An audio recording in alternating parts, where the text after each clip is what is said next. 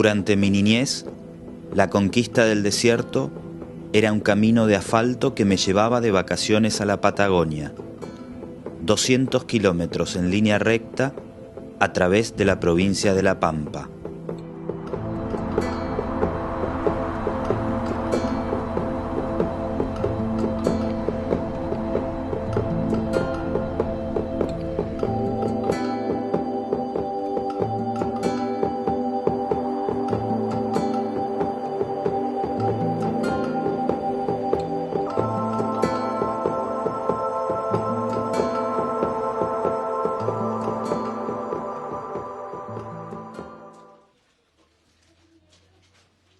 Han pasado casi 150 años desde que el Estado argentino lanzó la ofensiva definitiva para ampliar sus fronteras y despojar a los pueblos originarios de sus territorios al sur del país.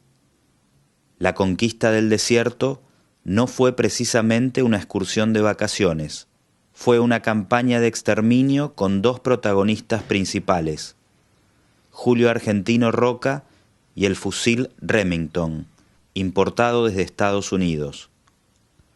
Roca era un joven general de 35 años con una brillante carrera militar. Para 1878 se desempeñaba como ministro de Guerra y Marina. Fue el autor intelectual y material del primer genocidio de la historia argentina. Al exponer sus planes sobre la campaña del desierto ante la Asamblea, afirmó: «Tenemos 6.000 soldados armados con los últimos inventos modernos de la guerra para oponerlos a 2.000 indios que no tienen otra defensa que la dispersión ni otras armas que la lanza primitiva».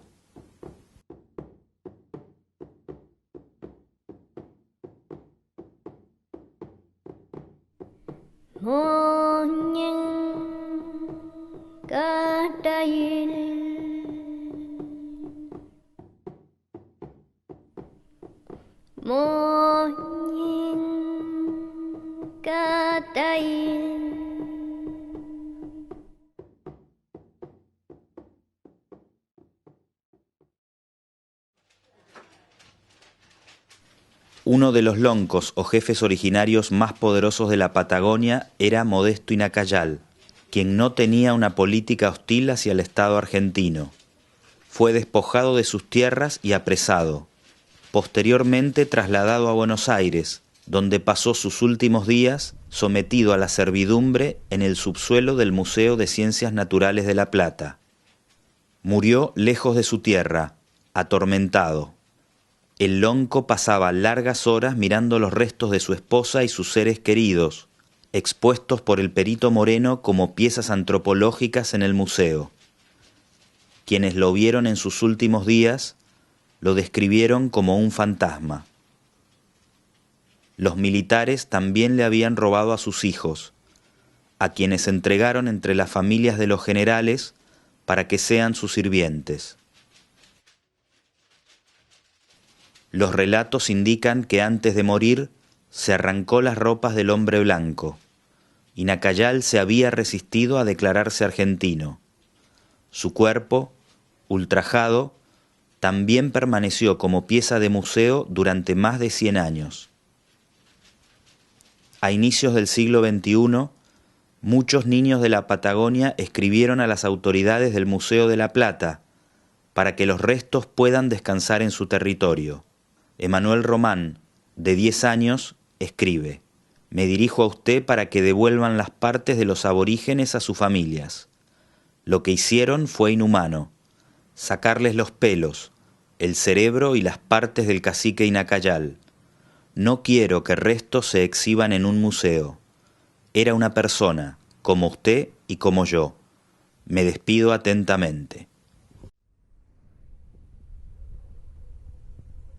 En la región del Valle de Teca, donde sus restos descansan desde 2014, sentí que todavía permanecía prisionero. Otras fuentes indican que en realidad sus tolderías no estaban en ese valle, sino en las costas del lago Nahuel Huapi. El retrato de Inacayal, marcado por la derrota de su pueblo, funciona como una máquina del tiempo que hace presente la indignación y la impotencia. Espero que al dar su último suspiro desde esas salas de tortura de La Plata, al lonco lo hayan acompañado las imágenes de su territorio, libre.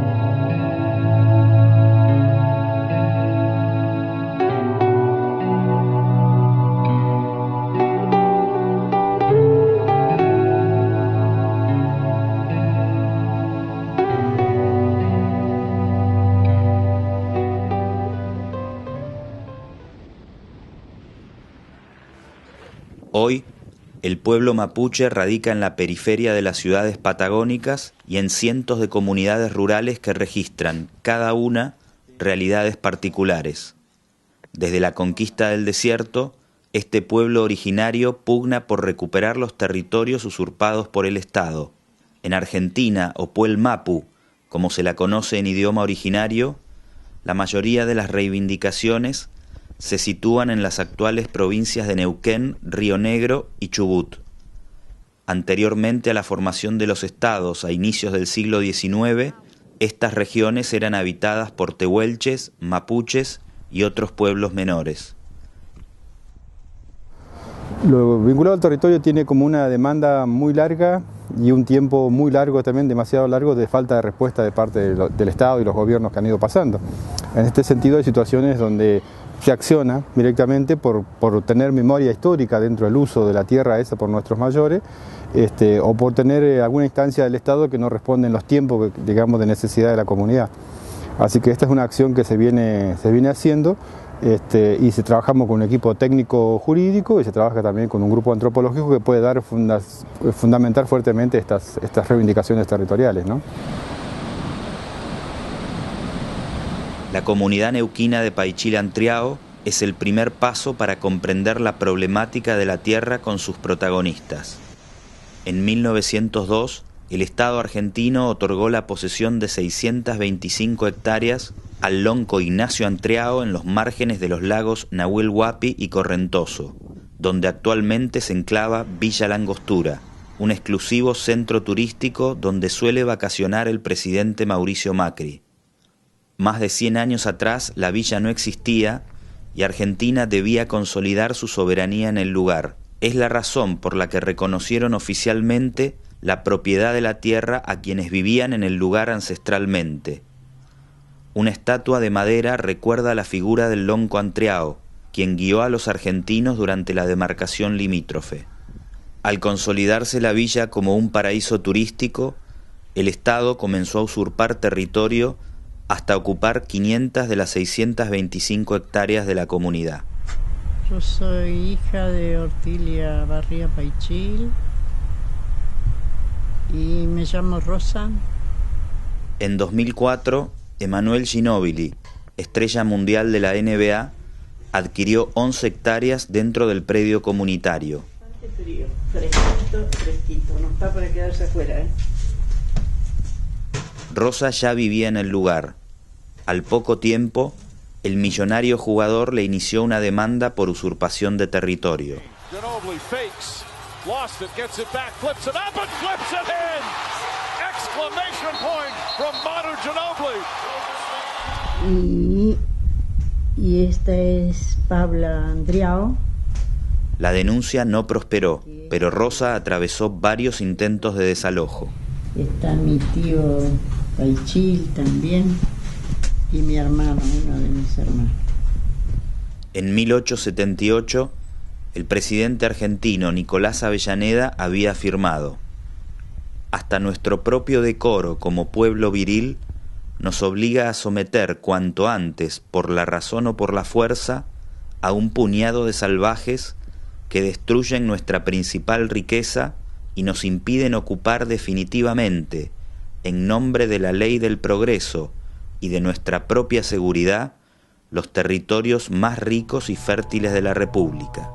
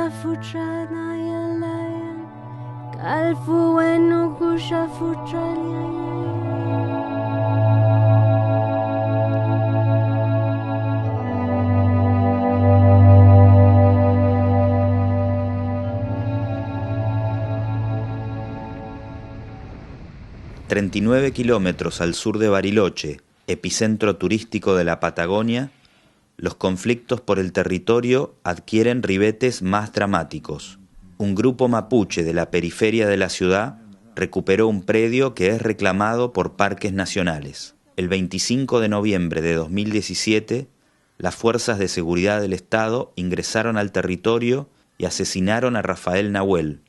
El gobierno acusó a los jóvenes de haber utilizado armas de fuego y de pertenecer a la RAM, la Resistencia Ancestral Mapuche, una organización difusa a la que el Ejecutivo relaciona con actividades guerrilleras y terroristas. Durante el operativo no fue incautada ningún arma de fuego. Nosotros le damos a la versión, nos da la Prefectura Naval Argentina, carácter de verdad. Había armas de grueso calibre, una de las cuales cortó de cuajo un árbol de unos 20 centímetros, así que imagínense qué calibre puede ser. No respetan ni la Constitución argentina, ni las leyes argentinas, ni el territorio argentino, o sea, para ellos viven en otro sistema, ¿no? Entonces, bueno, es muy difícil. ¿Qué es lo que pretenden ellos? ¿Territorio? ¿Tierras? Dicen territorio, pero yo creo que también es como una manera de generar, ¿cómo te diría? No sé, algo de terrorismo, te digo, ¿no? O sea, alterar el orden de ¿Son guerrilleros? Y de alguna manera tienen un poco de eso, ¿no? Por ahí nos dice que somos violentos, pero no somos violentos. Defendemos nuestros territorios. Ponemos lo que podemos, como decían ahí los namones, lo único que tenemos de armas son las piedras. Nosotros queremos que se haga esto justicia por mi guaychafe, Rafael Nahuel. Yo soy la tía de Rafael Nahuel. Yo creo que igual la tristeza había sido por cualquier lamuén, pero la tristeza mía fue más grande porque enseguida pensé en su ñuque, en su mamá. ¿Qué le iba a decir yo? Qué dolor tan grande, ¿no? Como que nos ven a nosotros que somos indios, que somos débiles por ahí. Por ahí viene la fiscal y se te caga de risa en la cara porque tiene sus guardianes, que ella mueve un dedo y hace mover, como movilizó acá, más de 500 efectivos para un desalojo. El día 14 ella llega a caerse de risa diciendo: si no nos vamos, que vamos a ver lo que nos va a pasar al día siguiente. Y bueno, y al día siguiente nos manda toda la represión.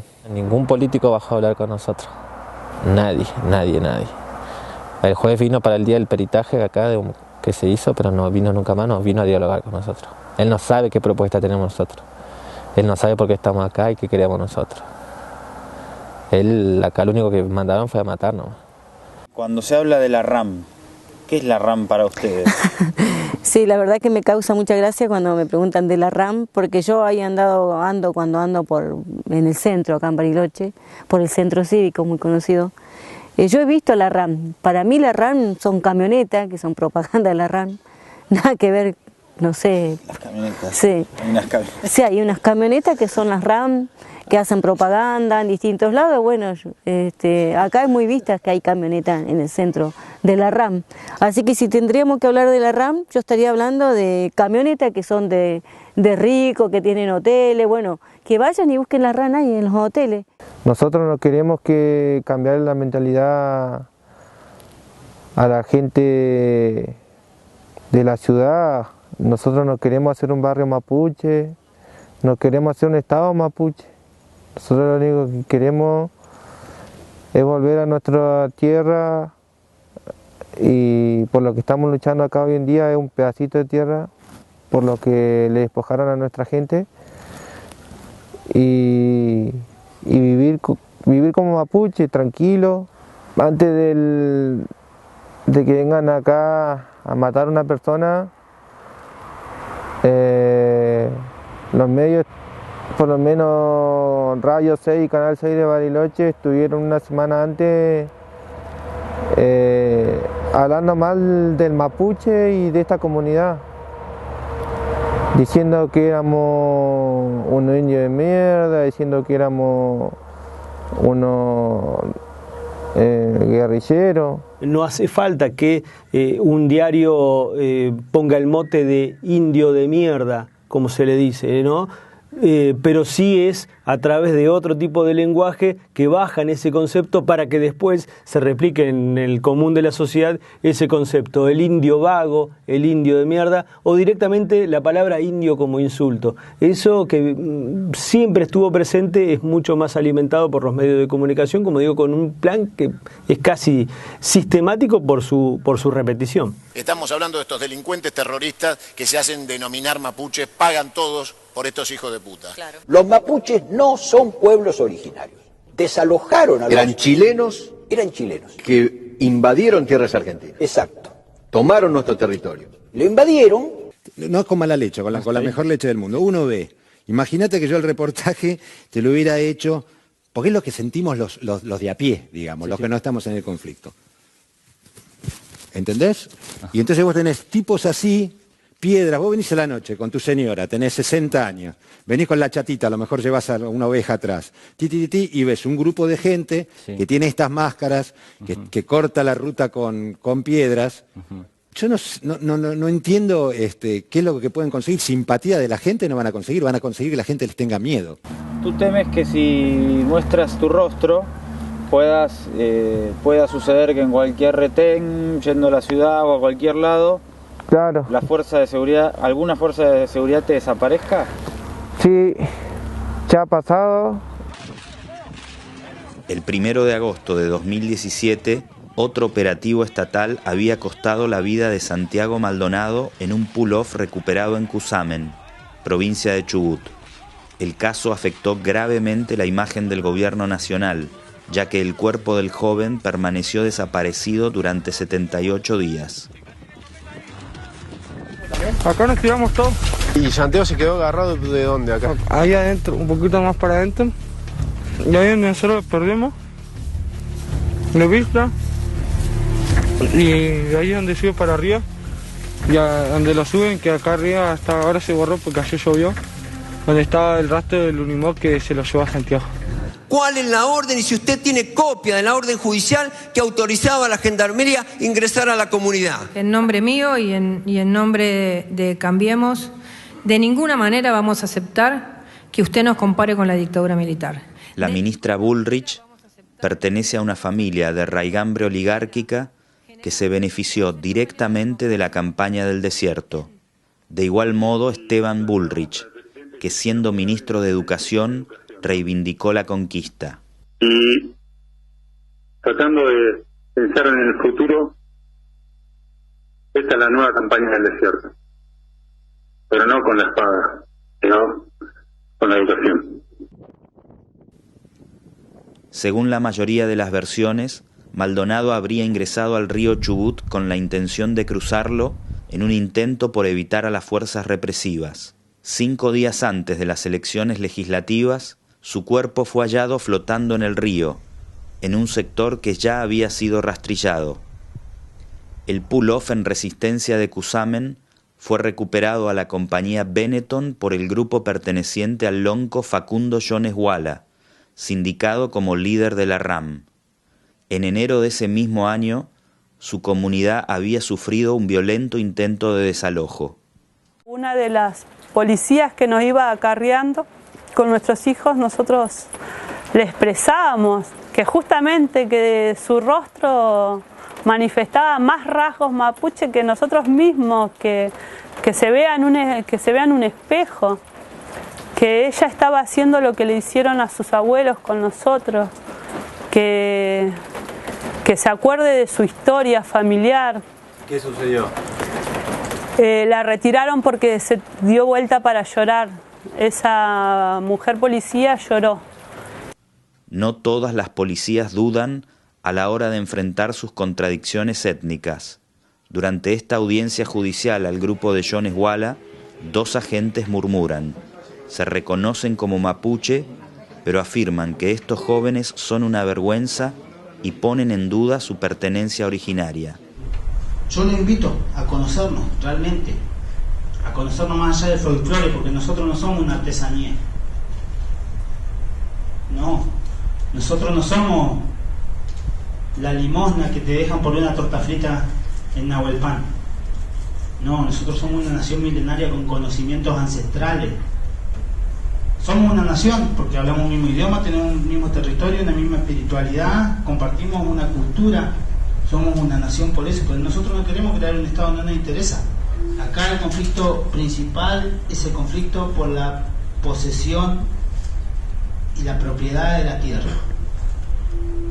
Es un conflicto político, es un conflicto ancestral, es un conflicto incluso filosófico.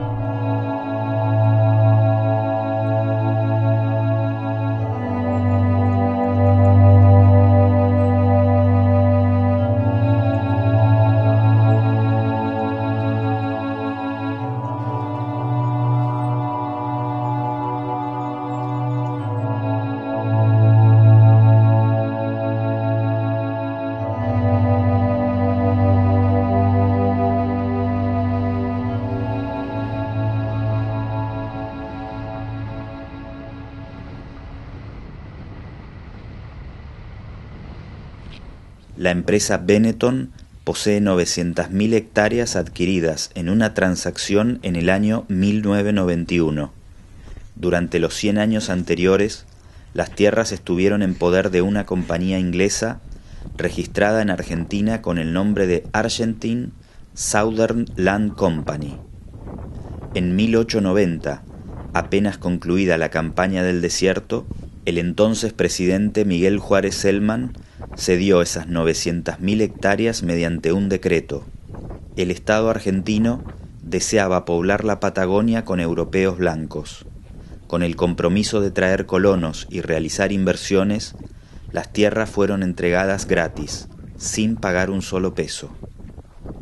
El vicepresidente Carlos Pellegrini criticó esta decisión y Juárez Celman le respondió en una carta que era preferible crear una Irlanda en la Patagonia a que ésta esté sometida por la incuria del Tehuelche. Juárez Celman era el cuñado de Roca. Es en este territorio donde Santiago Maldonado perdió la vida y desapareció tras una acción de represión estatal.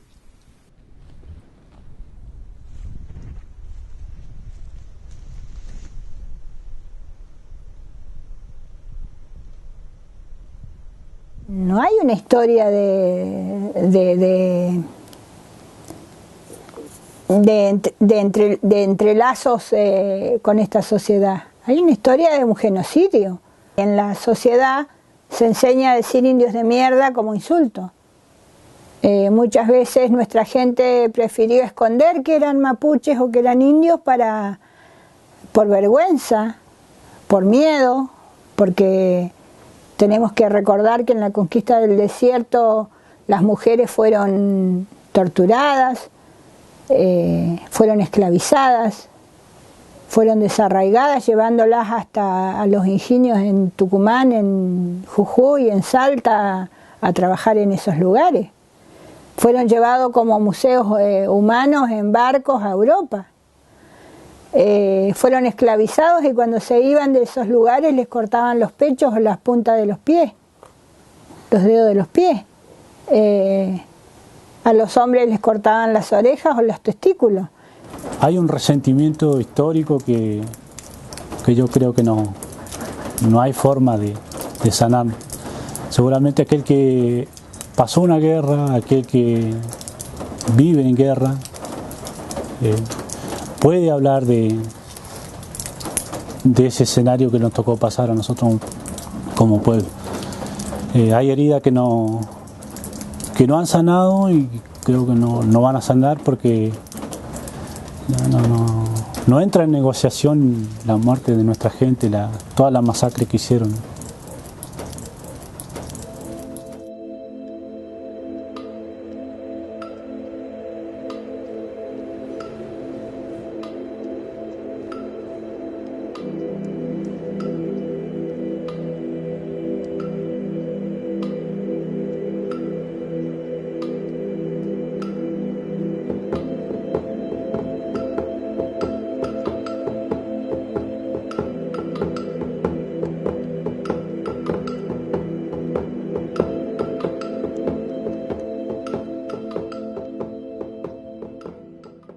¿Qué es la RAM?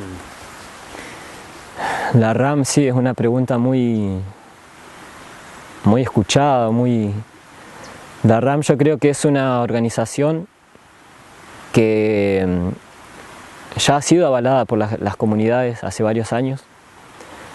Es una organización, no es una organización, es una expresión del pueblo mapuche ante todo este nivel de violencia, ante este terrorismo de Estado que no ha cesado en América Latina. ¿Y vos sos de la RAM? No, yo soy mapuche nomás. No, yo tengo... yo pienso que si de parte de los estados realmente hubiera una voluntad sincera de llevar un diálogo, eso sería lo más fácil. Se terminan los problemas, porque hablando la gente se entiende. O sea, si desde las dos partes hay una intencionalidad, ¿no?, de entender al que tiene enfrente. ¿Y vos dirías que la cosmovisión mapuche es anticapitalista? Porque también entendiendo que el mundo mapuche es muy amplio. La cosmovisión en sí no, sino que el universo es anticapitalista. Porque nosotros solamente nos ordenamos a la realidad, a la esencia misma de la naturaleza. Entonces, no es que nosotros somos anticapitalistas, sino que la naturaleza es anticapitalista, y la naturaleza es la que nos ordena a nosotros. Pero el hombre viene de la naturaleza y el capitalismo lo creó el hombre. ¿Qué me dirías? Y eso es lo que yo me pregunto igual. ¿Cuál es el punto en la historia de la humanidad en el que se pierde esa conexión de algo pero totalmente esencial en lo que debe ser el desarrollo del ser humano en esta vida?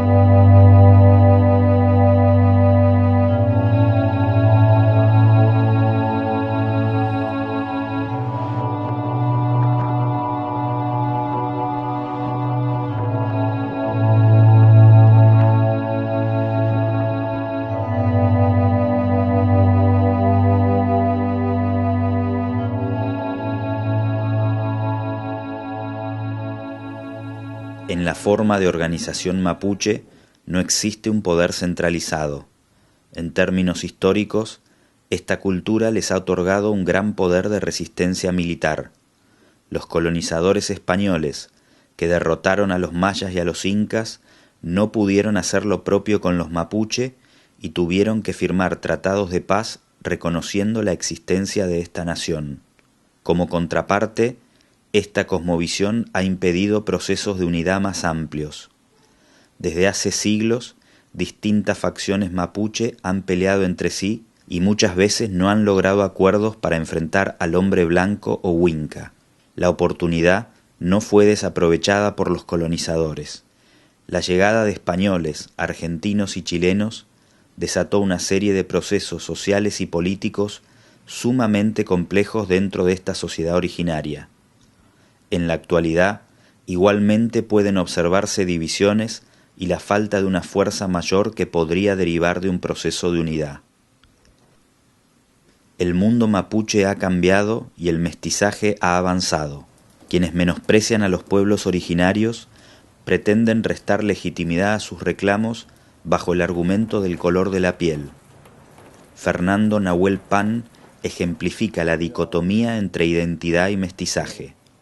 Obviamente, mira, mi sangre, mi abuelo era mapuche, Nahuel Pan es su apellido, era morochito y yo soy hijo de madre soltera, mi padre no lo conozco, seguramente fue un huinca, pero digamos, lo que yo siento es el vínculo con la tierra, digamos, lo que mamé con mi abuelo.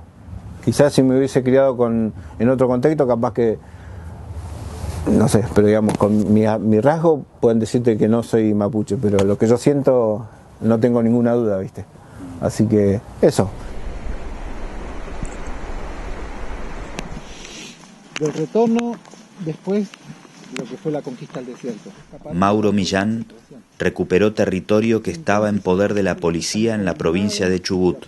Mari Mari Pulanguien, Mari Mari Compuche, Inche Marín Millán y Lacuyen, Selmira Prafil ni Cucuyem, Cañi Margarita Burgos ni Chuchuyen, Jacinto Ramírez Meli ni Chasquillén, Guillermina Ramírez ni Ñuqueyem, Luis Millán ni Chao, Inche Mauro Millán ni Pinguén, Incheta Lonco, Fachima Pumeu, Fachante Maita en Callayin, Inchin, Fachima Pumeu, Meleita Nien, Meleita Newem, Feimu, Eimungañi Fureñel Mufiel, Miawun, Miaguayin Inchin, Pupeñi Pulangien.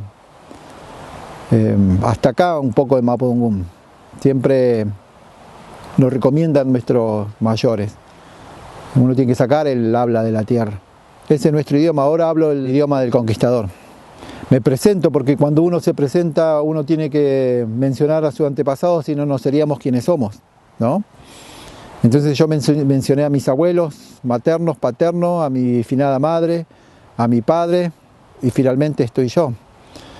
Y digo que soy lonco de esta comunidad, de este territorio recuperado, llamado Pilialmahuiza, hace 20 años que se recuperó este territorio. Simplemente queremos vivir acá, desarrollar nuestra vida acá, seguir haciendo ceremonias, aprendiendo Mapudungún, soñando, teniendo espeuma, transmitiendo a nuestros hijos. Nosotros somos simplemente un nehuel más de este entorno. Por eso no existe la propiedad en el vocablo mapuche, que es uno de los idiomas más hermoso, melodioso y completo del mundo, el Mapudungún. No existe el concepto de propiedad. ¿Qué quiere decir eso? De que nosotros, al ser parte de este territorio, interactuamos con todos los Punehuén, las fuerzas de la naturaleza, los Ñem.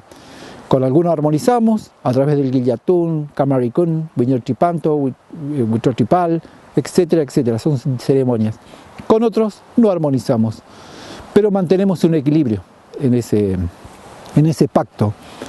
Y el equilibrio y el pacto indica defender recíprocamente el territorio. Por eso nuestro pensamiento es antagónico al pensamiento extractivista, al pensamiento capitalista, e inclusive al pensamiento más progresista de esta humanidad, ¿no? Que plantea siempre un orden piramidal. Ese es el proceso de búsqueda que tiene hoy el pueblo mapuche, de recuperar ese quimán, esa sabiduría ancestral. Muchos dicen, parece una acción muy utópica la de ustedes, ¿cómo van a lograr eso? Acá estamos, en este territorio, recuperado. Existe una realidad, como decía antes, microcósmica y macrocósmica. Y en el medio estamos nosotros. El mundo occidental está tan atrasado en ese conocimiento que por eso su mente no llega a comprender. Porque es consciente de muy pocas cosas en lo que respecta a lo que somos como seres humanos. En cambio, el pueblo mapuche, al igual que otros pueblos, han vivido en armonía, en equilibrio, lo que lo ha llevado a un vínculo con la realidad, con la naturaleza, y a través de ese vínculo es donde se ha desarrollado toda esta cosmovisión y este conocimiento que, vuelvo a repetir, no es una creencia, sino que es un saber. Uno sabe que esto es así, no es que uno cree que es así. Uno sabe porque tiene ese conocimiento profundo de cómo son las cosas. ¿En qué universidad aprendiste todo esto? En la Universidad de la Vida. con abuelos, en ceremonias.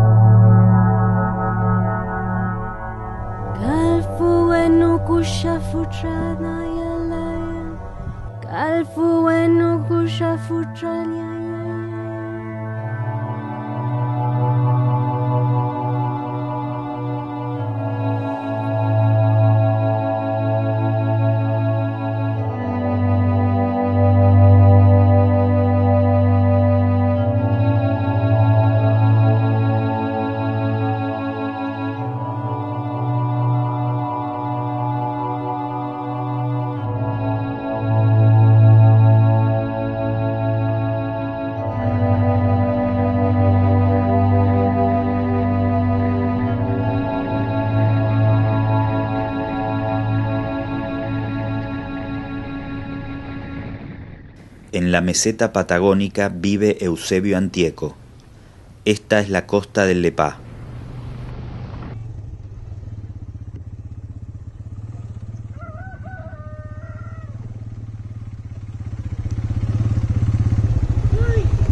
Hola. Hola. Me asustaste. ¿Te asustaste? Camarada. Bienvenido. Eusebio. Hermano querido, ¿cómo estás? ¿Todo bien? Bien, hermanito. Te presento a Buenú.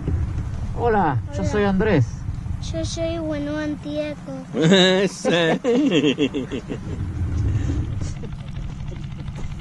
La lonco Sofía Antieco se suma al encuentro. Esta comunidad tiene una particularidad. Desde aquí, el padre de Eusebio dio origen a una bandera que simboliza la unión de los pueblos mapuche y tehuelche. Esta bandera fue creada por mi padre a través de un sueño, donde ese sueño le decía a su mamá, aparecía su mamá en su sueño, diciéndole que tenía que plantar una caña y unir a su pueblo. Entonces, durante mucho tiempo estuvo soñando esto papá. Es la primera vez que hablo de este tema, de lo que estás grabando, hermano querido. Entonces, él no le encontraba la vuelta al sueño. ¿Por qué plantar una caña unida a su pueblo? No era un significado para él. Entonces él tuvo largo tiempo soñando lo mismo. Y se levanta como así asustado, ¿no? Se despierta y me dice, hijo, ¿qué pasó? Me dice así, ¿no? Como que él estaba en otro lugar.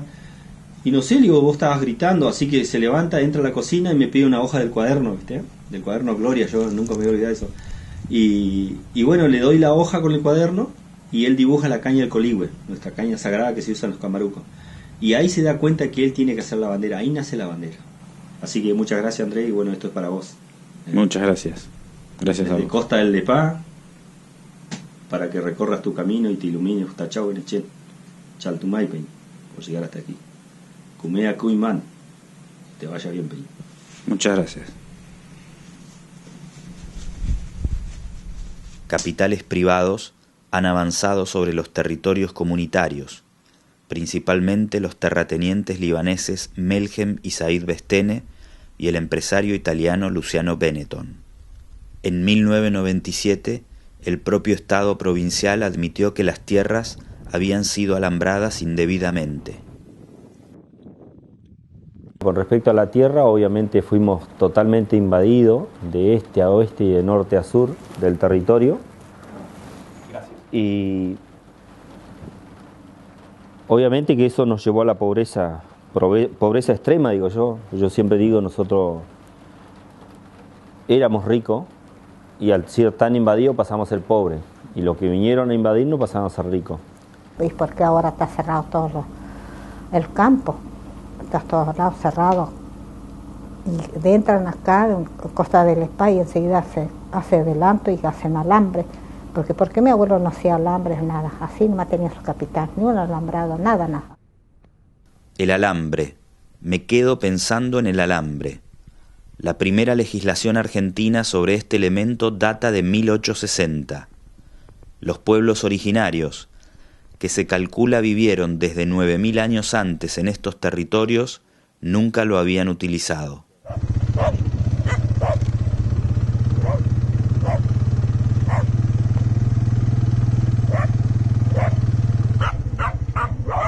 ¿Y cómo amaneció? ¿Cómo está, Aldo? Bien, sí. ¿Todo bien? Al pelo. Aquí vive Aldo, hermano de Eusebio, quien aporta valiosa documentación. En 1940, una comisión del Ministerio de Agricultura visitó la región para evaluar un posible desalojo. En la conclusión afirmó que los moradores no tenían hábitos de trabajo y aseguró que quienes allí vivían disponían de una absoluta carencia de moral. El informe valoró contraproducente el desalojo, alegando que expulsar a los originarios traería aparejada la ocupación de otras tierras susceptibles de ser explotadas, donde esos habitantes podrían procurar un mejor campo de acción para sus malos hábitos. la comisión sugirió la conveniencia de reservar la totalidad de la colonia de 77.500 hectáreas destinadas a ubicar a familias indígenas, incluidas las 80 que vivían en ese momento. Como consecuencia directa de la labor de esta delegación, 2 años más tarde, el presidente conservador Ramón Castillo decretó ceder 74.432 hectáreas con destino a ser ocupadas gratuitamente en la concentración de indígenas. De esas 74.000 hectáreas, solo 6.000 permanecen actualmente como tierra comunitaria.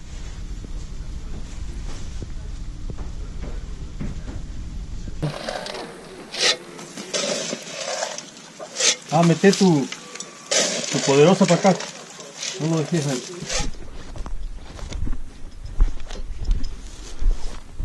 Ahora caminamos hacia la estancia que administra Benetton. Todo el trayecto está dentro del territorio otorgado por el decreto de Ramón Castillo. Debemos evitar que nos descubran los cuidadores de la estancia. Vamos bien. La cámara no puede captarlo, pero un pájaro sagrado acompaña nuestro recorrido. Aldo y Eusebio se sienten fortalecidos. Con un solo ojo nomás, porque... ya está.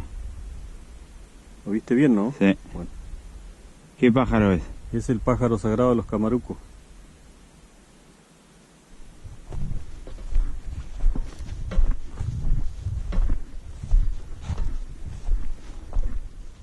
Pero en realidad acá en este territorio no hay indio. O sea, acá hay mapuche y tehuelche. Yo soy mapuche tehuelche. Los indios están en la India. O sea, los indios están en la India, tienen su propio país. Acá hay mapuche, acá hay tehuelches, como hay otros pueblos originarios en otra parte de Argentina.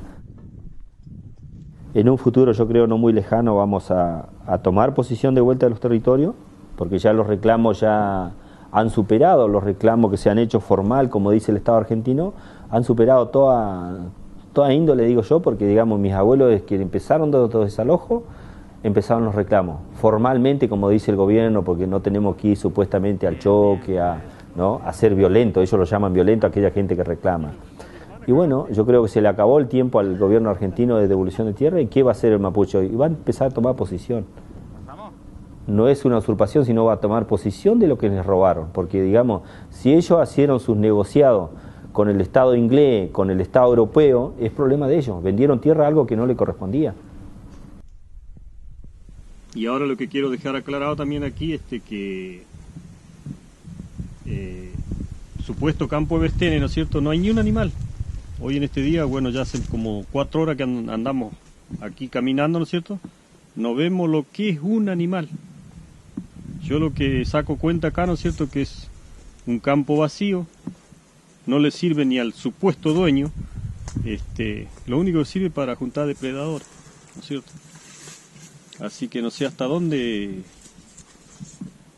el deseo o el beneficio de alambrar, ¿no es cierto?, de tener una cierta cantidad de tierra al divino cohete.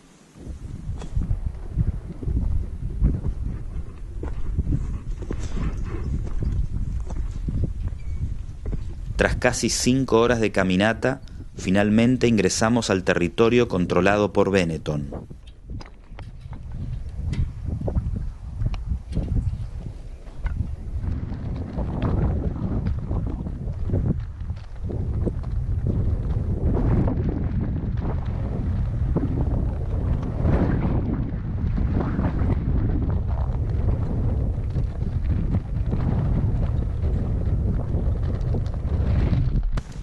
En el mismísimo lugar donde se instalaron los ingleses. Hoy supuestamente el dueño es Benetton, pero no, el dueño son los mapuches, hermano. Los mapuches y los tehuelches somos los dueños de la tierra, hermanito.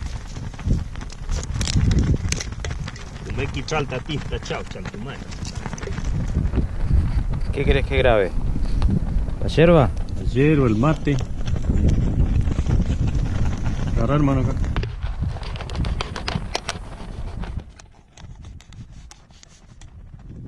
Aldo, Eusebio y el resto de los entrevistados me han abierto las puertas de su mundo, me han alojado y han compartido conmigo su alimento y su espiritualidad. El racismo atraviesa todo este conflicto. El despojo no fue reconocido por el Estado y los medios masivos de comunicación desinforman con la misma carga discriminatoria. Es tiempo de regresar a casa por el mismo camino del desierto de siempre. Ya no soy un niño y ahora siento que el infante es el Estado. Incapaz de sentarse con estos hombres y mujeres de igual a igual a compartir mate y tortas fritas.